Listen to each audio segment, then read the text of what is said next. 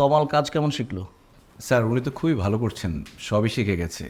Last যে back to ব্যাকের প্রজেক্টটা সেটার প্রেজেন্টেশন উনিই বানিয়েছেন, আর বাইরদের সাথে মিটিং উনি করেছেন। বাহ, খুবই ভালো, কংগ্রেচুলেশন। Thank you sir. আসলে আমাদের অফিসের যে বিজনেসের অবস্থা আপনি তো অবগত আছেন। লাস্ট কয়েকটা শিপমেন্ট আটকে গেল। মাস শেষে একটা মোটা অঙ্কের স্যালারি অফিস স্টাফদের জন্য গুনতে হয়, যে কারণে আমি লাস্ট মান্থে প্রায় 13 জনকে অফিস থেকে ছাঁটাই করেছি।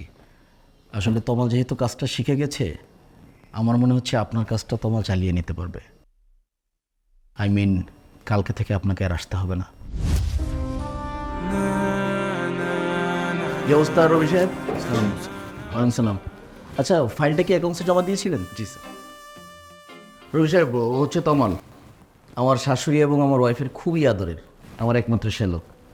হ্যাঁ, পড়াশোনা শেষ তো, বাসা থেকে ওরা চাচ্ছিল যে ও কিছু একটা করুক, একদম মাথা খারাপ করে দিচ্ছিল। অফিসে নিয়ে আসলাম আপনার উদ্দেশ্যে, ওকে আপনার সাথে রেখে একটু অফিসের কাজগুলো ভালোভাবে শেখান। তমাল, যেভাবে বলে ওইভাবে কাজ শেখো। ওকে ওকে, সিট ডাউন। স্যার আপনি কোনো চিন্তা করবেন না। এই চুস বসেন। চা কফি কিছু খাবেন? হ্যাঁ, না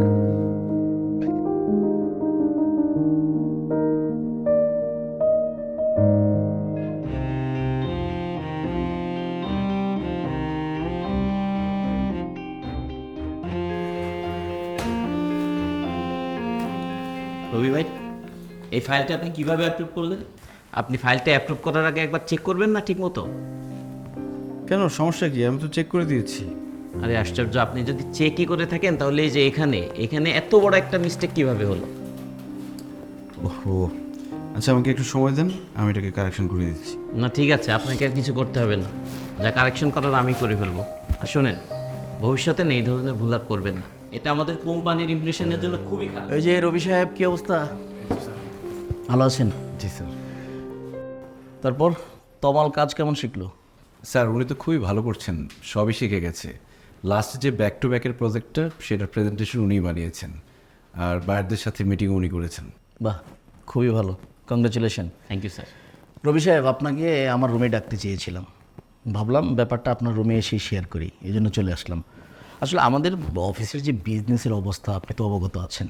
লাস্ট কয়েকটা শিপমেন্ট আটকে গেল। মাস শেষে একটা মোটা অঙ্কের স্যালারি অফিস স্টাফদের জন্য গুনতে হয়, যে কারণে আমি লাস্ট মান্থে প্রায় 13 জনকে অফিস থেকে ছাঁটাই করেছি। আসলে তমাল যেহেতু কাজটা শিখে গেছে, আমার মনে হচ্ছে আপনার কাজটা তমাল চালিয়ে নিতে পারবে। কালকে থেকে আপনাকে আর আসতে হবে না। সরি, ব্যাপারটা আদারওয়াইজ নেবেন না প্লিজ। আমি যদি নেক্সট কখনো নিয়োগ দিই, আপনাকে অবশ্যই ফার্স্ট প্রায়োরিটি দেব, কারণ আপনার মতো একজন দক্ষ অফিসার তো আর আমি পাবো না। Please don't mind. ঠিক আছে স্যার, সমস্যা নেই। তমাল স্যার, আমার সাথে একটু আসো তো।